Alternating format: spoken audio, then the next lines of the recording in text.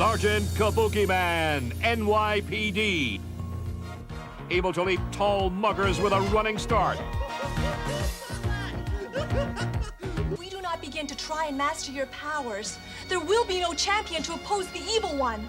Only a beautiful, tender woman, Lotus, can carefully teach Harry the subtle nuances of the Kabuki way. She becomes his gentle, sensitive sensei. She trains him in the proper use of Kabukiman's amazing arsenal of high-tech super weapons. Heat-seeking chopsticks. Computerized 16-bite sushi. Futuristic flying footwear. Bulletproof gale force fans. And pyro-projectile parasols. He is a one-man army of awesome Oriental artifacts.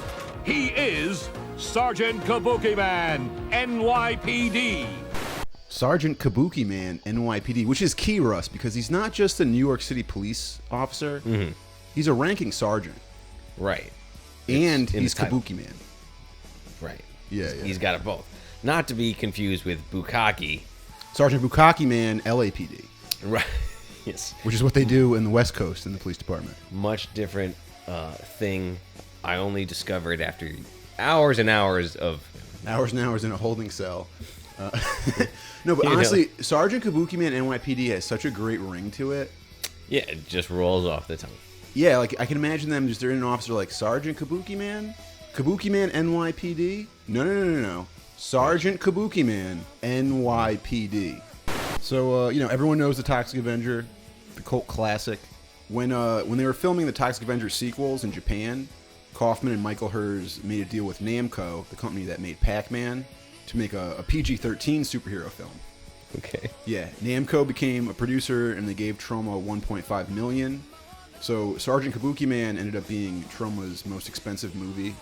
It cost $4 million. Wow. 8 times the budget of the Toxic Avenger. Oh my gosh. Yeah. Sure. So, and then right away there were creative differences. Namco and Michael Hers wanted to make like a mainstream, accessible film geared towards kids, and Lloyd Kaufman wanted to make the usual Troma-esque sex and violence. Right. Namco basically wanted to have their own like Batman character that they could like put on video games and movies and sell action figures and Sure. Happy Meals and shit. Yeah, makes sense. You gotta make that money. I mean, that's what Batman did. It changed the face, so that's what we gotta do. So it feels basically like a bait and switch. Yeah, the whole movie does feel like it's aimed at kids, but then it has those moments of like, outrageous. Yeah. So they made a PG-13 cut, and they showed it to the film's investors, and they were not too happy. I don't think they like what Troma did with their money, and all Troma's subsequent films ended up being way smaller in scale. This movie didn't get released right away. That's why you could tell, like, when you see there's like one Sergeant Kabukiman poster, it looks like it's from 1990. Yeah, sure. And one that looks like it's from 1998. Kaufman screened Kabukiman at Cannes for like several years, and he couldn't get anyone to distribute it. It didn't get theatrical distribution until 1996. Wow. And this is after Toxic Avenger. Yeah. That's so funny. After Toxic Avenger, after Class Nukem High, after the disaster of Troma's War. Yeah, I feel like this one is like the most successful, story, like collectively satire-wise. But go on, Gary. So. Yeah, well, I mean, I think that's the problem. Is it like they made a PG-13 edit, and that's what they released theatrically? Oh. If they had made an R-rated version of this and sold it to adults as like a police comedy, I think it would have been successful. In like 1990? We watched, that was R, or that was PG-13? I think that's the R-rated version, because there's so much violence. How could that be PG-13? Oh, yeah, I had no idea. Yeah. I mean, there wasn't... I mean, yeah, no. They're like squashing people's heads and cutting people up into sushi. But they don't necessarily... I mean, they do show the sushi. Yeah. They show breasts. There are boobs, yeah. All right, yeah, no, you're right. It's typical Troma schlock. You got it. It is. Like, when I first saw this, I remember thinking that it was more bland than Toxic Avenger, because it's not as hardcore with the gore. Mm-hmm. But, yeah, when you watch in the context of, like, normal movies, it's fucking crazy. It's out of control. I think the Namco guys and Michael Hers wanted something toned down enough for kids. Mm-hmm. But, Lloyd Kaufman's just, like, a true artist, and he's not cynical enough to make, like, a kid's movie. Right. He just wants to make something that entertains him. Right. You know, so he just took the money and made another Trauma movie. And it didn't work out for him. How did Hertz not, like, he was part of the process? No, he's the other producer? That's what I think is funny. I think back then it was literally like, yeah, you're just going to go out and shoot a movie. So you get out on set and it's like, yeah, let's cut up the pimp and the prostitute. And like, what are you going to say? He just filmed it. Like, yeah, all right. You come back. And why wouldn't you film it? Yeah, right. There was a time when Trauma was considered like almost a real studio in the 80s. Toxic Avenger was like a huge cultural phenomenon. There was a parody of the Toxic Avenger on Looney Tunes when I was a kid, on Tiny Toons, the Toxic Revenger. Oh, funny. It was a huge cultural phenomenon. It made tons of money. Back then, you could make a small movie and like become a studio. I mean, Canon Films almost became a big studio. Trauma was almost a big studio in the 80s. Okay. But in the 90s, and where that all went. Yeah, then you had to have a property. You know, I think Kabukiman is a real gem, and I'll recommend this film right off the bat. Yep. You can watch it for free on Tubi. It's also available on Trauma Now, Amazon Prime, Blu-ray, and DVD. Trauma did a great HD transfer a few years back when they made the Blu-ray. I'll give it 4 De Niro's right off the bat. Oh, wow. Just out the gate. I'm going to hold my my De Niro's. You can hold it off. Leave a little anticipation. Yeah. Keep the audience wanting something. It's a traditional Japanese drama founded in 1603 with singing and dancing. It was performed in like small towns and or like originally women played all the roles, and the scenes were based on life in the day, and they were comedic. Yeah, that was banned in 1629, and so they were replaced by young boys. This actually caused the same. It didn't fix anything. Yeah. It was actually they're doing this in America right now. You know what I'm saying? They fucking bukkake. Yeah. Terrible. But yeah, so actually the problem did persist, and so it got changed over to Yaro Kabuki, which is young man kabuki, and that's the current, or like more current form, and the one that this movie references and uses. Yeah, I think it's more about the acting than the writing. And also like I'm thinking that like Lloyd went to go see a kabuki thing, and it was like dudes in dresses farting. He was like, oh, this is great. This is like a Trauma movie. Yeah, we do exactly this. You know? Yeah, let's do this. So what'd they do? So they did it. Now, the opening scene is an intro into the legend of Kabukiman. There's this old guy, and he's like rolling his eyes back. That's all. And he's just burning his fingers. Very mysterious. Yeah. Burn your fingers. The ancient Japanese tradition of burning your fingers. This is Mr. Soto, and he's the kabuki master and the current kabuki man, I'm assuming.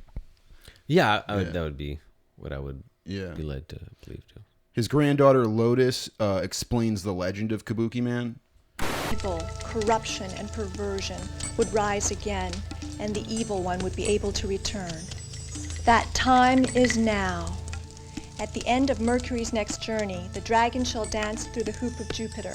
If at that moment the monkey will ride the jaguar, and the tiger will feast on the nubile, the order of the universe will be such that the evil one will reign supreme for eternity. That's some good proverb stuff. Dragon, monkey, jaguar, tiger. Those are pretty much all the kung fu animals except for the snake. Crane. Oh yeah, there is a crane. A crane. Yeah. Maybe the monkey's not a kung fu animal. I think the crane. Yeah. No, the monkey definitely. I think there's only 5. I wouldn't want to fight a monkey. Yeah, kung fu's bullshit anyway. Yeah. Have you watched Kung Fu Panda? I think there's a monkey. I think Jackie Chan plays the monkey. Oh, okay. So in the next scene, the camera dollies past a homeless man to some yuppie Wall Street guys. Very cliche 80s characters. They're doing coke off the top of a convertible. Off a new convertible. Yeah. That they apparently purchased with money from insider trading. Yeah, they say aloud. Yeah. They squeeze all that into 30 seconds. Just a setup, though. The camera pans right past it to the skyrise or the high-rise apartment building. Now, inside the building, there's a demented-looking man in a very cheap blonde wig. This wig is so bad. So very distracting. Yeah, it looks like a guy dressed up as like an 80s rock star for Halloween. Yeah. Nowadays, he got that costume for like $5 on the discount rack. So he sneaks in and he kills 2 small children, which sounds like disturbing and dark, but it's hilarious because it's just a juxtaposition of like 2 kids sitting there oblivious, and then this demented guy like pushing a knife towards the camera. The movie does this a couple times where they juxtapose like kids completely unaware of danger and then something completely crazy. Oh, yeah. Just something just outlandish going on. Yeah, so then the killer enters the bedroom and he finds the children's parents making love. Very wholesome, like marital sex type stuff. Missionary. Yeah. Yeah. I'm not married and I don't have kids, but I'd feel really bad if I was fucking through the murder of both of my children in the middle of the day. Yeah, pretty much unforgivable. Yeah. But hey, at least you got a nut. Yeah, yeah. Maybe you can make some new ones. That's Tasteless. true.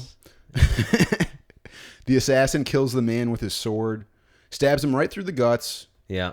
This movie was supposed to be PG-13, and they've already showed breasts and explicit gore within the first 3 minutes. Killing children. Yeah, yeah. The investors must have flipped their shit when they saw this. So the man dies reaching towards a shrine, and he says, "You can kill me, but you can't kill Kabukiman." Also, all the dialogue in this scene is dubbed, which makes it even more like cartoony and surreal. Yeah. Yeah. Seems like a Which is Italian something like spaghetti western. Yeah, well, you see this in trauma movies, and like this was super expected in the 1970s into the 1980s. But then you get into like the 1990s. This is 1990, Sure. and trauma is still making movies like this With weird but it feels like it ADR. just makes these 90s trauma movies feel like very specifically like trauma movies because nobody else was doing this at the time. It was just like Lloyd still making movies like it's 1975. The assassin then grabs the woman and throws her through the large plate glass window.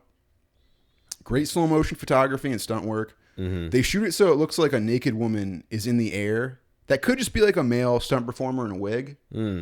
Either way, a better pretty wig impressive. than the Exactly. than the other A guy. way better wig. They than spent the all their other guy. money on the guy throwing out the window. The naked woman lands on the Wall Street guy outside. I was really expecting her to crash onto his new Mercedes. Onto the car, yeah. Yeah, I thought the setup was leading to that. But still pretty entertaining overall. A midget walks out of the building right after, and that's like the least interesting thing in the scene. Yeah. It's funny, like usually you'd be like, yeah, we don't want something distracting in the background. But Lloyd's like, no, let's get a midget with a really big dog. And he's walking out of the building. The murdered woman is holding 2 tickets in her hand for the Kabuki Odd Couple, which leads into the next scene. Introducing the film's protagonist, Sergeant Detective Harry Griswold. Griswold is an NYC cop, and he's the film's reluctant hero. He's played by Rick Gianassi, who's pretty much known for this role and the film Mutant Hunt, Okay. 1987. I've never- In his intro scene, Harry's walking through Times Square. He gives a hobo a buck, and then he's assaulted by a very aggressive sex worker under a marquee for Look Who's Talking. Yeah. If that's not 1990 New York City in a nutshell, I don't know what is. Sergeant Griswold is investigating the murders of the family of kabuki performers that were killed at the high rise. Mm-hmm. So he's on his way to attend an amateur kabuki play.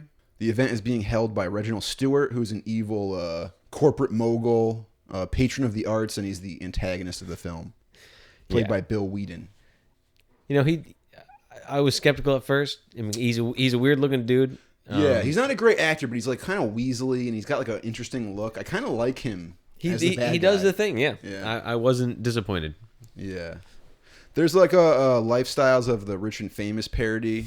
Trauma regular Rick Collins does like a Robin Leach impersonation, and he interviews Reginald Stewart, who proclaims the corporate funding is the best way to bring culture to the masses. I mean, that's just true, Gary. That's tried and true. Yeah. Obviously, they're getting some of their trauma satire in there. Mm-hmm. So Rick Collins doing the Robin Leach thing is pretty shitty. It really hasn't aged well. But besides that, this scene is pretty great. Yeah, I mean, it was of a time. Yeah. So unbeknownst to Harry, the kabuki master from the opening, Mr. Soto has been preparing to pass the power of Kabukiman on this very night to the murdered kabuki performer from the previous scene. There's a scene of Lotus and Soto backstage. Lotus is worried because the chosen one hasn't arrived. She asks her grandfather if he will pass the powers on to her, and he just nods no. He turns his back to her and starts doing his weird kabuki tai chi thing. Rolling his eye back and moving his body, yeah. There's some great foreshadowing. They juxtapose Soto eating the worms with Harry Griswold sucking down the sauerkraut. The banquet of joining, as it's called. Oh, yes. Yeah. I mean, the match cuts. You know. Well, I'm not an expert on kabuki, but I don't think kabuki performers eat earthworms. Yeah, Did you read about that in your didn't- research of kabuki? I did not see that anywhere. Do you think the guy actually ate the worms I don't think he ate them. I think he put them in his mouth and let them hang out. and then pretended to like chew or whatever? Yeah. And you can tell the worms are like clean. They're Oh, like yeah. washed in soap, and they're like in soapy water. They're not like dirty. Oh, putting soap in his mouth. Yeah. I guarantee you there's some sort of protocol for putting worms in somebody's mouth in a movie. They probably have to make sure they're clean so they don't get E. coli.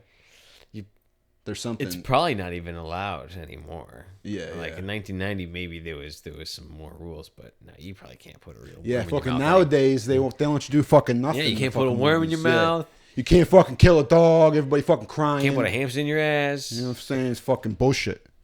So Reginald Stewart leaves and his thugs shoot up the kabuki performance. Rembrandt, the killer Right, from the just beginning, is crazy. disguised as a kabuki performer. What a crazy, and the audience is just laughing the hell out of it because they don't know. First off, I think that is fake, but it's not a funny. It's horrifying still, even if Yeah. Because before they're not laughing at the weird stuff that's going on, and then as soon as guns break Yeah, out, they're cracking up, and Lotus is on the side of the stage just losing her mind as she watches her grandfather get gunned down. blasted to pieces. So Griswold thinks it's part of the show until he realizes the woman next to him is dead from a bullet to the head. He jumps to his feet and screams police, and his badge is immediately shot out of his hand. Great gag. Yeah. Yeah. He's a good shot. I don't know why you didn't shoot the man, why you didn't shoot the police officer instead of just shoot the badge, but Yeah. So classic Griswold... comedy. you Yeah, know? Griswold rushes to the stage, and Rembrandt tries to grab Soto. And it looks like he's trying to kiss him, but that's because the Kabuki Man powers are transferred from mouth to mouth. Yes. The current Kabuki Man has to snowball the powers into the new guy's mouth. Snowball some worms. Yeah. Spit. So Griswold comes to Lotus's rescue and shoots a guy in the dick. Pretty graphic. Yeah. Yeah. Also, there's the thing, like, he jumps on stage and he starts immediately pointing his gun towards the audience. Like, I don't think he'd do that. So, in all the chaos, Mr. Soto grabs Griswold and he gives him the kabuki kiss with Lotus watching on. She's pretty jealous. She wanted her grandfather to tongue kiss her. Yeah. Like we all do. So Griswold starts transforming into Kabuki Man almost immediately. Mm-hmm. His face begins like showing marks, and he starts speaking Japanese. He runs out of the theater after Rembrandt and the thugs, and his clothes turn into a kimono. Okay, I'm wearing a dress. First I'm kissed by a guy, now I'm wearing a dress. Fine. Okay, so next there's a scene at Reginald Stewart's office, and he's chewing out everyone from the massacre.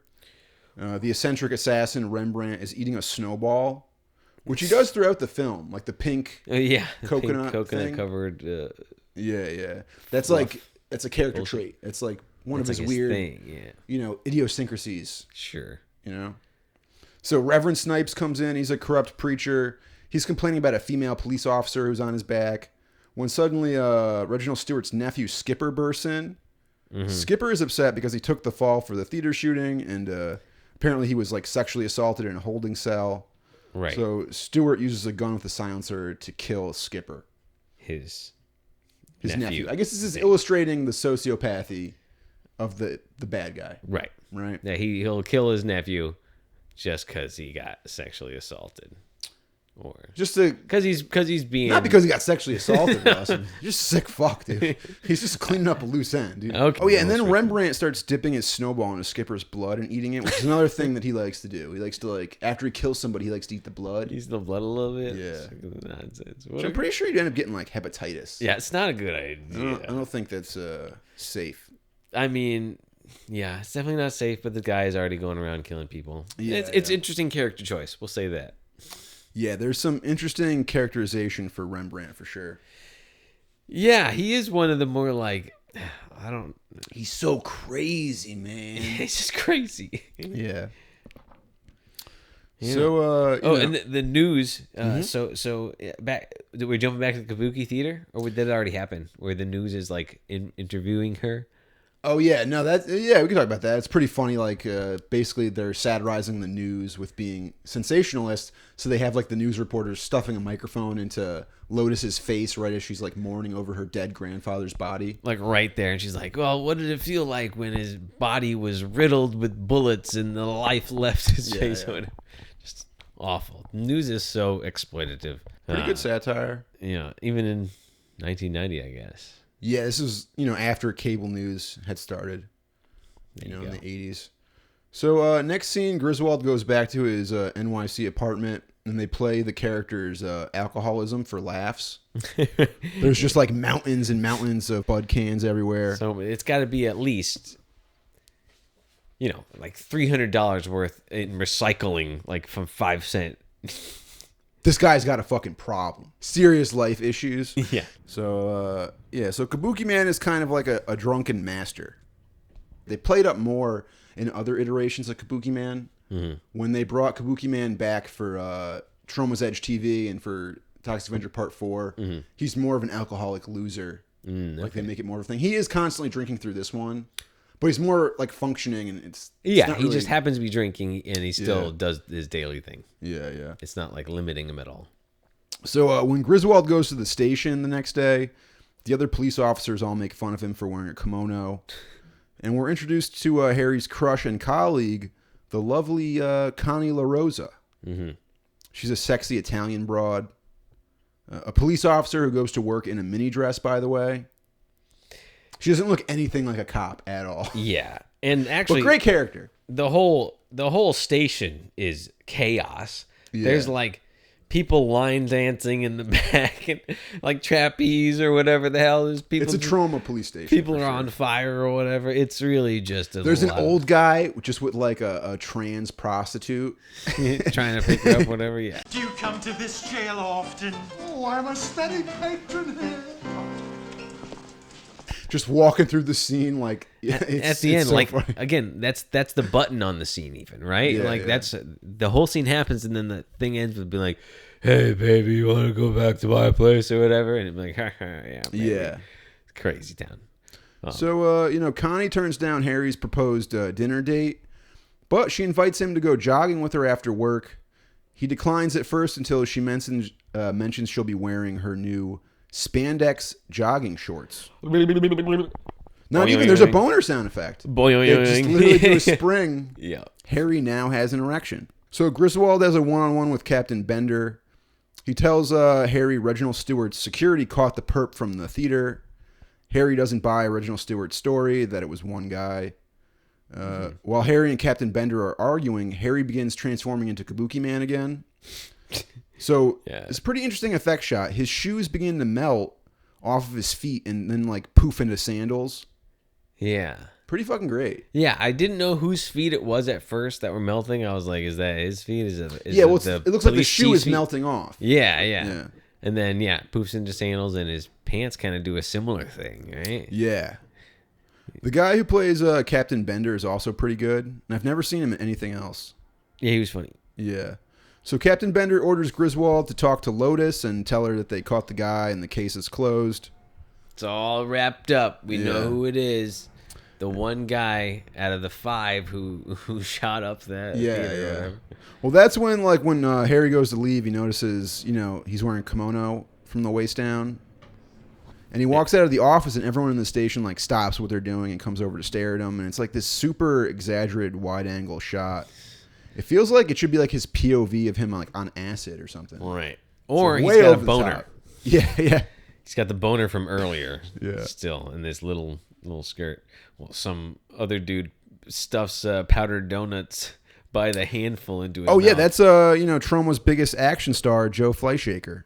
Oh, He's he's the big in this fat one guy too. from Troma's War. Okay, cool. Yeah, this was his first speaking role. Nice. Yeah, he gets to Finally do got lines. Finally got the break. Yeah.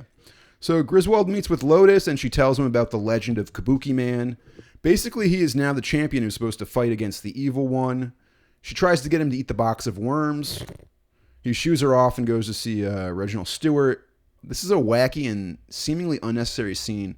It doesn't have much to do with the plot. What happened? Which one? First, it starts off with like a weird gag where it looks like Reginald Stewart is getting a blowjob, Yeah. but it's just a misdirection and someone's like polishing his shoes. Yeah. Instead of polishing his knob. Yeah, Yeah. decent gag. I've definitely seen it before. But yeah, I don't know if I've seen it before in this or after this. I did expect him to be getting the blowjob. So Yeah. the fact that it was a bait and switch was pretty good. But I don't know. Maybe this scene is to establish more of our hero's Kabuki tie-in and establish the bad guy is bad. But Yeah, well, that's basically what happens. Like, his Kabuki instincts lead him to an antique sword, and he fucks up the office, and then he almost decapitates Reginald Stewart before, like, snapping out of a trance. Yeah. So, obviously, his instincts lead him to the evil that is Reginald Stewart. Sure. But, it's a pretty unnecessary scene.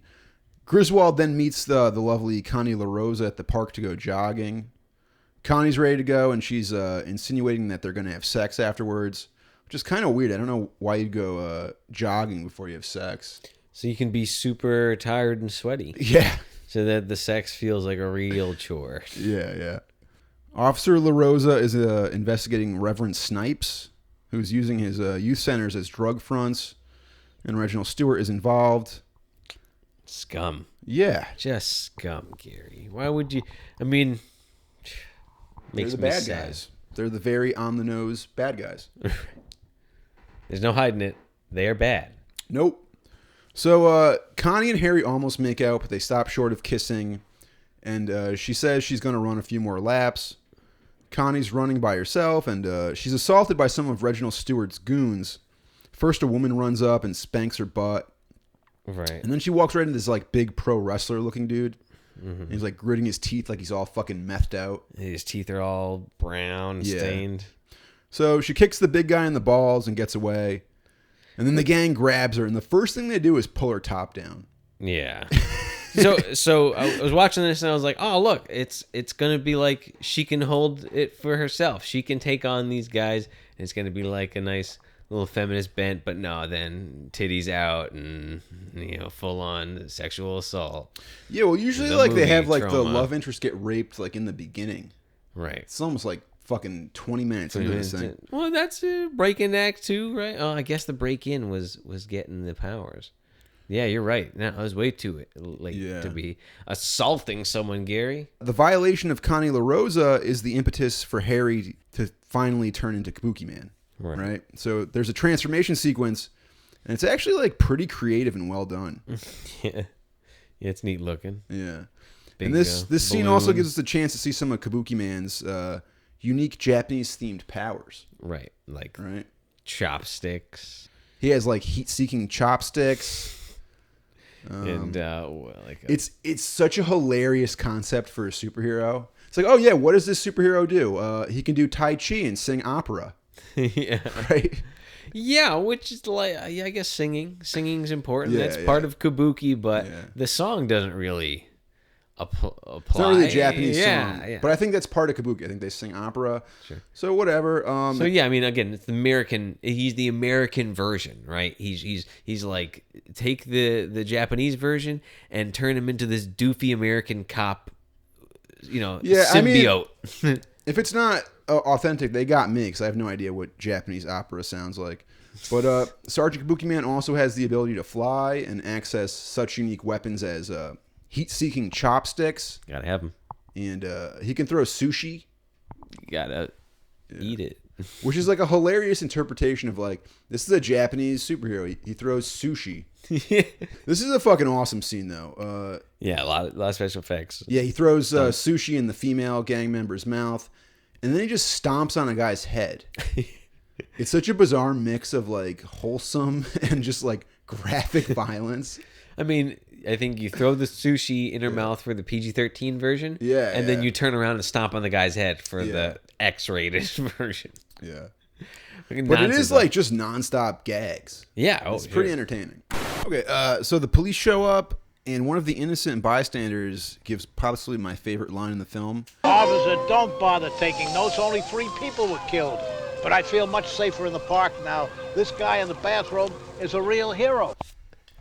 It's like they They just took a person off the streets. You know, This guy in the bathrobe is a real hero. One of many York. great performances in Sergeant Kabukiman NYPD.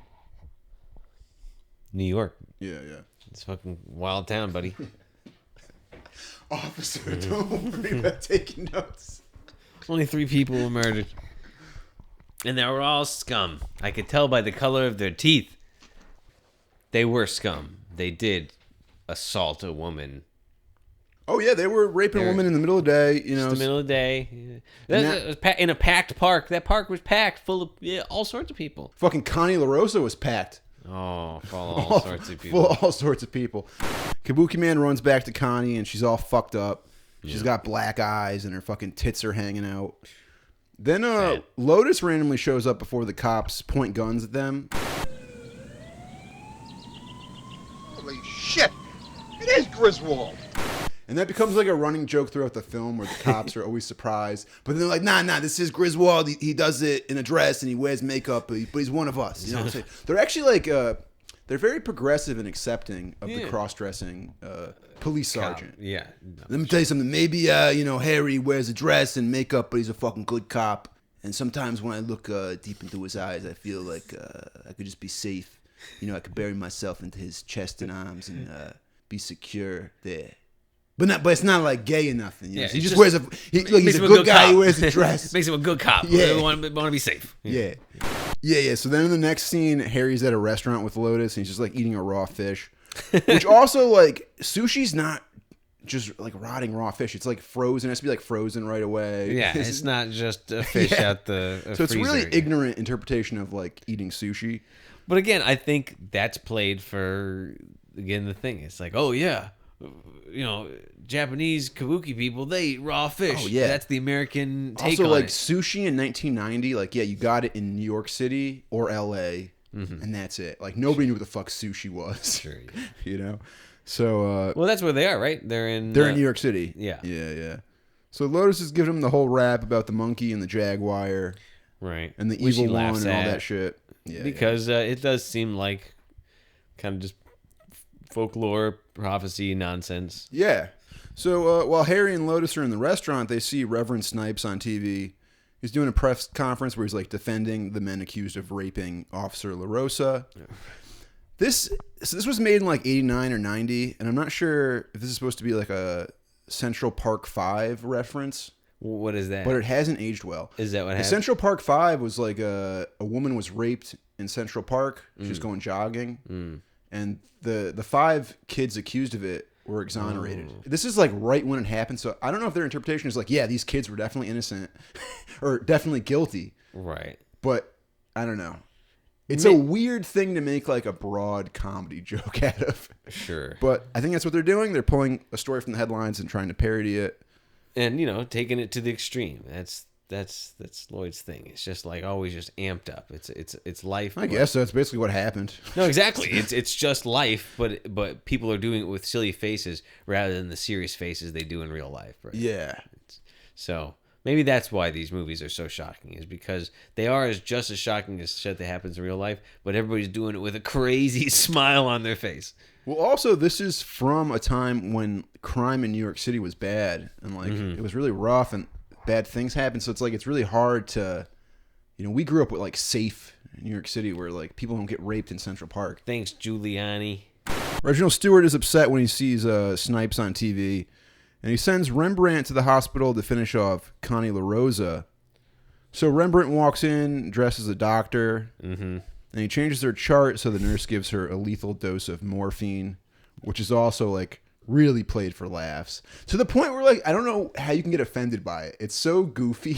That's the thing. It's like really... people getting upset over like watching fake things happen in a movie. It just seems so fucking silly to me. It's like obviously the woman isn't getting raped or killed for real. Wouldn't the nurse know not to give such a lethal dose? That's the gag. She's like, oh, okay, I guess I'll give her a lethal dose of the morphine. doctor knows best, Yeah. right?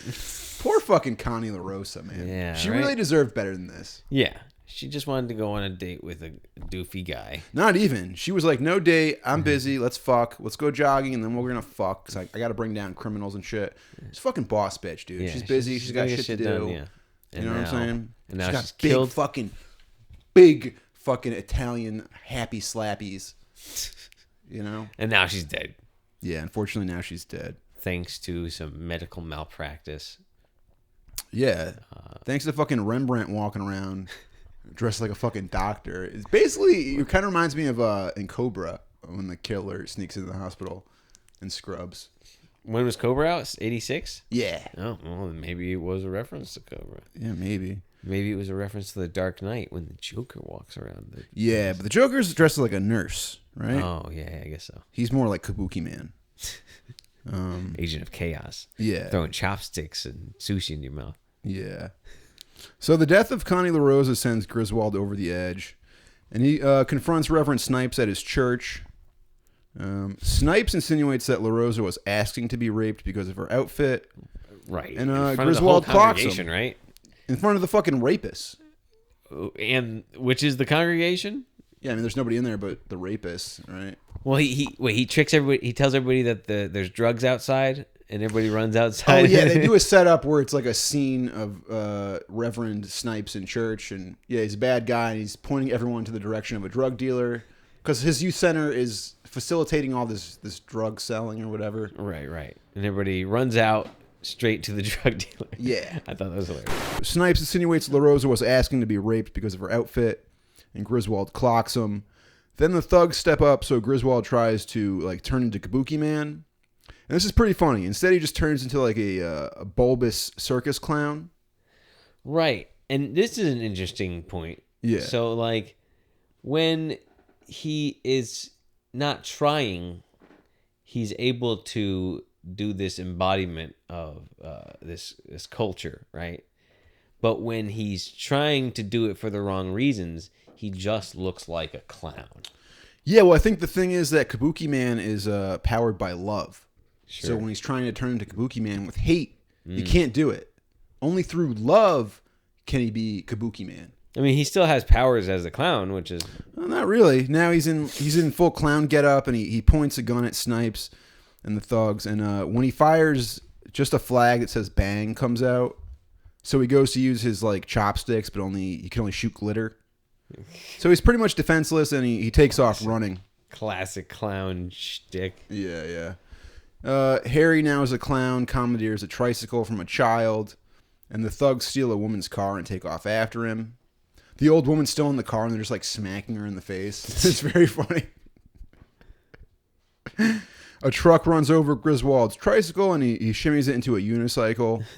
And there's just like random shots of him like pulling scars out of his mouth and blowing fire on the unicycle. It feels like kind of weird editing. It's just a bunch of shticks, a bunch of gags, It's bunch of clown entertaining. gags, yeah. Yeah. But dude, this guy is booking on that unicycle, just ripping through the crowd. He is cooking. Yeah. Yeah, I was very impressed. The editing seems off because it's like they go past him and then they're chasing him again. Mm-hmm. But whatever. So Griswold runs into a child's birthday party with both the pursuing cars behind him. The stressed out mom mistakes him for the party clown and rushes him in. And then Rembrandt and a bunch of thugs show up and start shooting Uzis at the kids' party. Yeah. It's great. Like, again, they're just showing like these juxtaposed kids with like these guys firing real automatic guns at the camera. And then like kids It's over there such bad at taste. a party. Yeah. It's fucking hilarious, dude. A close-up of a cake getting hit by some Yeah, the kids bullets. just like, yeah. And all the guys are shooting automatic weapons. Yeah, and then the guys actually enter the party, and they're like, kids are running around their legs while they're just shooting these Also, guys. real guns, real children, nobody was hurt. Yeah. There's no need for that shit. This all can be done safely. Yeah. So, and also, Lloyd's wife is the anxious, then drunk mom of the party. Oh, is That's that right? Pat Kaufman. She was the film commissioner in New York for a long time. Neat. So Film Griswold, Commissioner of New York. yeah, Wow. yeah. Her office would have to like have somebody else work with trauma because she wasn't allowed to work with them directly. Oh, funny. So Griswold takes off and then is hit by Rembrandt, and he ends up on the hood of his car. Pretty great. Yeah, and then another. Pretty impressive. You could tell they had some money for this movie because this chase stuff is pretty impressive. They're doing things around New York, and they're doing car stunts, and they're Yeah. doing gun stunts, and yeah. Yeah.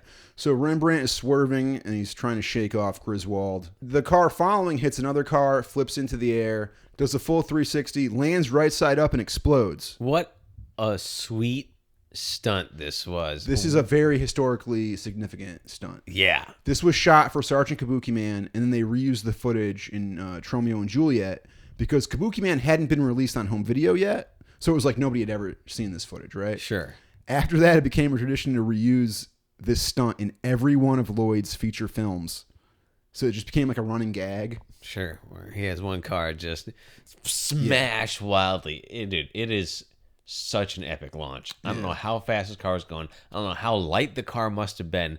But that thing, all the air, and then the 360, like, why is It's a great shot. Why does it flip around like it's crazy? Just physics is crazy. And then it explodes. And That's what happens when a car lands right side up. It then explodes. Because it's not going to not explode it. Yeah. It's gas. It just became a joke inside. to see this in like every one of their movies. They would like try to find the same cars or similar cars, and there'd be a car chase, and then they would just cut to this again because they never had the budget again to do something this big. Right. They blew it. Was this their biggest budget movie? Yeah. Ever? Yeah. Yeah. $4 million. Okay. Griswold uses silly string and covers the windshield, causing Rembrandt to crash into a dry cleaning store. And then Harry gets suspended by Captain Bender, and then he shows up at Lotus's apartment where she's meditating upside down or something. Yeah, Here's interesting. She has a monkey named Toyota. Yeah. That was a thing back in the 80s especially. Like, oh, it's a monkey. Having a monkey friend? Yeah. Yeah. I mean, who doesn't want a little monkey friend? Right. Here, my grandma used Well, to now have... we know that they rip people's faces off, so they're not as fun. Yeah. You don't want a monkey. Back then, it was like, oh, yeah, it's like a dog. It's all sweet and cute. It's like, no. Yeah. It will rip your balls off and rip your fingers off and try to maim you in the worst possible Shit in way. your mouth and laugh while it does it. Yeah. So the monkey Toyota brings Harry like a strange red training outfit. Which I guess that was kind of a thing in the 80s. It seems weird. With like, training outfits? Like, no, the hood. Oh, yeah. It's like a kung fu thing. I don't know. It looked silly. Yeah. So Lotus just begins like asserting dominance over Harry by like tying him up and hitting his penis with a cane. Then she dumps a bag of rice on the ground and makes him like separate and count the grains while hanging upside down. Yeah, it's pretty malicious. Kind of a bummer. Yeah, poor Harry Griswold. He went from being a sure thing with Connie LaRosa to getting pegged by Lotus. Well, you know? See, life, man. Yeah, right? One day you're hanging out with your buddy talking movies, next you're getting head from a chimp. What are you going to do, dude? You know? Yeah, scary shit. So, like, Harry is irritated from being caned in the balls. So, him and Lotus get into, like, a full-on fist fight on the streets of New York City. Which, like, because it's New York City, you know, an interracial couple having a fist fight, nobody even stops. There's every day. It's everyday occurrence. In fact, you're dodging them. Every 5 feet, there's one of those. Yeah. So, Lotus beats the shit out of him, slams him through, like, a car hood, knees him in the junk, and he just submits and agrees to do whatever. And then there's like a budding romance between Griswold and Lotus, which is weird because she's not being very nice. Yeah, but he did his love interest just got murdered, so yeah, you know. Well, that's the thing. It's like the secret to Harry's kabuki powers is the haiku. So Harry has to like recite a haiku, and then he's able to transform into Kabuki Man. So why didn't they just fucking do that? Like, why is she like hitting him in the balls and making him count rice? He's got to learn patience. Yeah, I think she just enjoyed that part. Yeah. There's a budding romance between Lotus and Harry. She's jealous. She's jealous? She's jealous of him. She wanted the powers. She did. She wanted to be a Kabuki Man. Kabuki, but... That's the thing, Russ. You can't be a cross-dresser if you're a woman. I know it sounds patriarchal and conservative, but how are you going to cross... Oh, is she going to dress up like a dude? That's not fucking funny. Yeah, it isn't comedy necessarily. It makes no sense. But I don't know. I've seen it, and also like I said earlier, from that one source that I read about Kabuki, it used to be all women anyway. But hey, tradition's tradition, and that went out with the young boys, you know. So yeah, only men. Her cross-dressing grandfather was very uninterested in her, and you know it left her with a sense of insecurity. So now she needs guys in the balls to make herself feel big. Yeah. Wow. Yeah. It works. Yes. And that's really what happened. She caned his penis for an afternoon, and then they went down to the fucking pier, and he read a poem, and he was able to change into Kabuki Man. Ta-da. Kabuki Man, a poem reciting, opera singing superhero. You know? Which, like, this character would make a lot of sense if this movie was like a G-rated kids movie. Mm-hmm. But as an exploitation film with like rape and dismemberment, it's pretty fucking hilarious. Yeah, it's top notch. You know, they were there. I've seen a cartoon intro. I think like a pilot maybe. They didn't make a whole pilot. They just made like a little intro, but they were trying to make a cartoon out of this, like the same way they made a cartoon out of the Toxic Avenger, sure. And that was extremely successful. Sure. Albeit short-lived, but they never actually produced a Kabukiman cartoon. The concept was pretty stupid. It's like he turns into Kabukiman, and then he turns his other friends into Asian superheroes as well. Sure.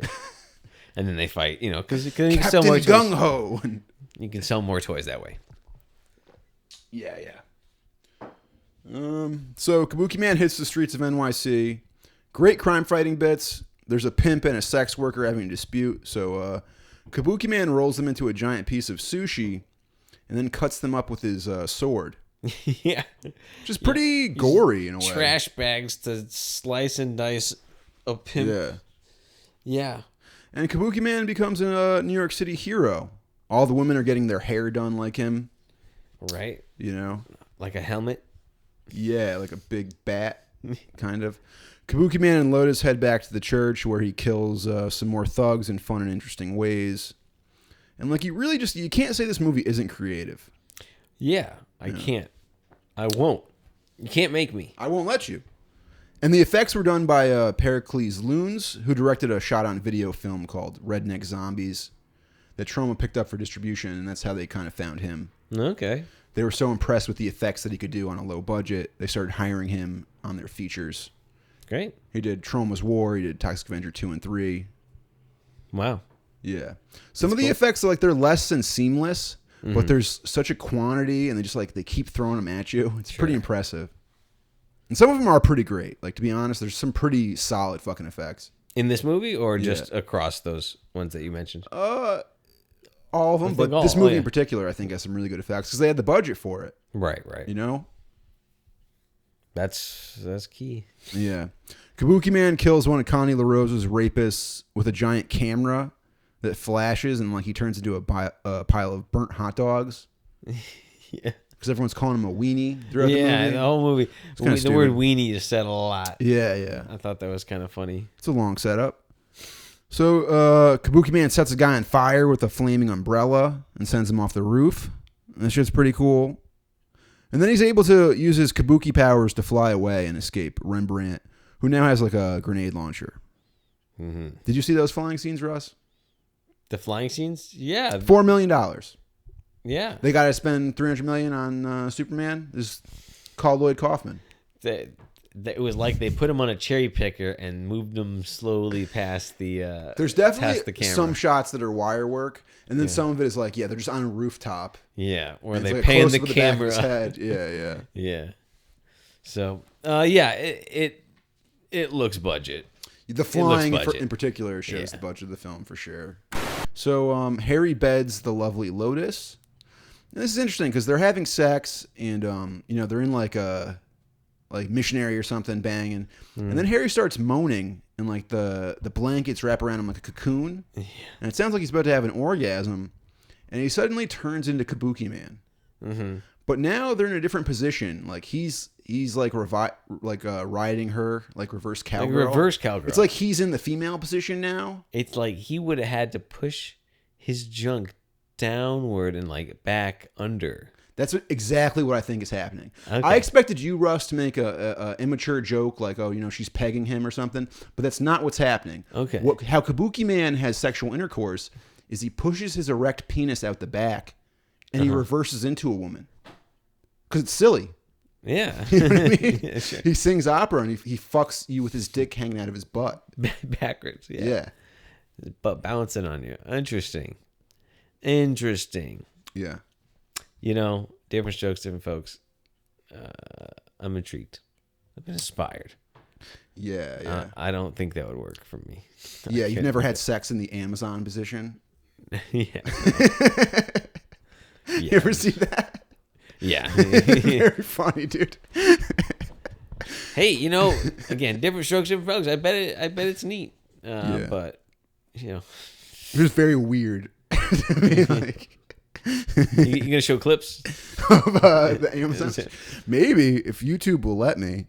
So Kabuki Man leaves to bring the audio tape evidence to the police headquarters, and when he returns, Lotus is gone, and Rembrandt is there waiting for him. And he finally pulls the terrible wig off of Rembrandt. Finally, and Yeah, it's so distracting. It's such a long setup to pull this fucking wig off. I was so happy that it was also actually a wig rather than the guy's real hair. In the movie, and instead of like, oh, geez, it looks bad because it actually is a wig. Yeah. Big sigh of relief from me. Yeah. Well, again, way too much setup for a terrible fucking joke. Right, and then his hair underneath. Yeah, more timely. It looks like 90s hair. It looks like he's in Korn. You know? Yeah. So Harry's Kabuki powers are diminished because Lotus isn't there, and Kabuki Man is powered by love. Like the theme song states. Right. Love gives you power. Love is your power. Great theme song, by the way. I think it's my favorite Troma theme song. It is a good one. Of all rocking Troma. guitar. Yeah. Pretty sweet. So Harry turns back to his regular form, and he just, like a regular cop, he pulls his pistol and he shoots Rembrandt right between the eyes. And even this is like played for laughs. It's like he's like standing there after he gets shot in the head and he's dead, and he like waves his badge at him and he falls over. Yeah. You gotta respect how much this movie, like, it makes a joke out of everything. Everything. Really, every single line is a joke. Yeah. Every single line is aware of itself. Like, everything is so aware, which is, I think, why it works for me. Not that Toxic Avenger didn't work, but Toxic Avenger almost felt like it was like buying its own. It was like, yeah, this is cool, rather than like, this is ridiculous. Yeah, the Toxic Avenger is definitely self-aware, but this is even more self-aware, and it's a parody on a whole other level. So, we're at the ending now, and Harry needs to go and rescue Lotus from the evil one and defeat him before he can take reign over the universe. Right. Which, as it turns out, this silly Chinese proverb with the monkey and the dragon and it's the completely riding, literal. It's the literal thing. The dragon is gonna go through some hoops. Monkey almost. The dragon in the hoop is astrology, but the other stuff is literal. The evil one has all the various animals in cages, and he's going to feed Lotus to the tiger as the nubile one. Yeah. So Harry and Lotus's monkey Toyota sneak in to rescue her. Yeah. And, they get Lotus and the cops show up, but the tiger gets a hold of another woman and starts eating her, which is pretty fucking hilarious, by the way. And the monkey that Harry showed up with almost drives a Jaguar vehicle. Yeah. So it would be another very long setup for a joke that really doesn't pay off. Yeah. But it's just to be like, no, don't be a monkey riding a Jaguar. Yeah. And you get it? Because the car is a Jaguar. So Reginald Stewart begins turning into like a disgusting monster. Lots of great gross effects. Mm-hmm. He morphs into a cocoon and reemerges as a big blue thing with fucking red hair. Yeah. Severed heads attached to his hands and a large worm-looking penis. The evil one is obviously just made up of random pieces from different Troma films combined into one stupid monster. Is that right? Every piece of it is just a piece from another movie. That's so funny. So, yeah, even with the $4 million, by the time they got to the big ending, they were just recycling the effects from other movies. Hey, you gotta do what you gotta do. If you haven't seen the other ones, you wouldn't know. So what's But Troma way. Is it super obvious when you do know? It's super obvious if you've seen all these movies. Yeah, they're just pieces from different costumes. That's so funny. So Lotus kisses Harry, which allows him to turn into Kabuki Man and fight the monster by basically bear hugging it. He just walks over to it and hugs it, and some sparks shoot off. He just hugs this barely movable mountain of fucking shitty effects that are piled onto this guy. Toyota the monkey gets in the car, like we were saying, and it happens to be a Jaguar. This is key because if the monkey rides the Jaguar, it will complete the ritual and the evil one will rule the world. But Lotus pulls the monkey from the Jaguar before he can drive, and then the evil one just explodes. All right. It's a low-budget masterpiece, Russ. Entertaining from start to finish, non-stop gags. Great. Is that it? He explodes and then cut to credits? So all they really had to do was just like keep one of the things from happening. Yeah. 4 out of 5 De Niro's. Yeah, I agree. I think, Nailed Yeah, it. it's too bad this movie had distribution issues and was released as a PG-13 film because it probably would have done way better if it was an R-rated movie marketed towards adults. Mm-hmm. Why is it not 5 De Niro's for you? Oh man, I don't. It's a great movie. I just can't, in all good conscience, give it fucking Give it 5 stars. Sure. You know, It's still, it shows its budget, I guess. Maybe that's the thing. It's sweet, but it definitely shows the budget, so that holds it back a little bit. And yeah, I don't know. Yeah, other than that, satire works. Everything. I mean, yeah, it's not perfect. There's No. issues. Yeah, some for of the sure. there's times when it's just trying to be PG-13 and it kind of fucks it up. That's Right. probably the real problem with this movie. They should have just made it a full-on fucking trauma movie. Right. You know? Rather than trying to walk the line and end up with an X anyway. But the movie ended up being a real disaster for Trauma. And like I said, after this, Trauma really became like a straight-to-video, smaller company. And their movies, the next movie that they made was Romeo and Juliet, which wasn't until like 6 or 7 years later. That's a James Gunn film? That's the one that James Gunn wrote, and it's way smaller budget. It's like $350,000. They never really got back up to the heights of $1 million budgets. Sure. Bummer. Yeah. Or maybe it's for the best. Who knows? No, it sucks, man. There was never a Sergeant Kabukiman LAPD. Sure. They were supposed to make a sequel. Were they going to make the sequel? Yeah. Or goes to They were LA? also supposed to make another sequel to Toxic Avenger. Toxic Avenger Part 5, The Toxic Twins. That would have had Sergeant Kabukiman. Cool. You know? Cool. Why, they team up in number 4? He's in number 4, yeah. He's like a washed-up has-been. It's kind of like a joke on his movie being a failure. So he's like a superhero in Traumaville, but he's like a shitty one. Oh, sure. That's funny. Yeah, and they played up his alcoholism more when they kept bringing him back, which is pretty funny. Sweet movie. It's a great Thanks for the movie. It's a recommendation. fucking gem. It's Go watch it. what's something funny I could say here?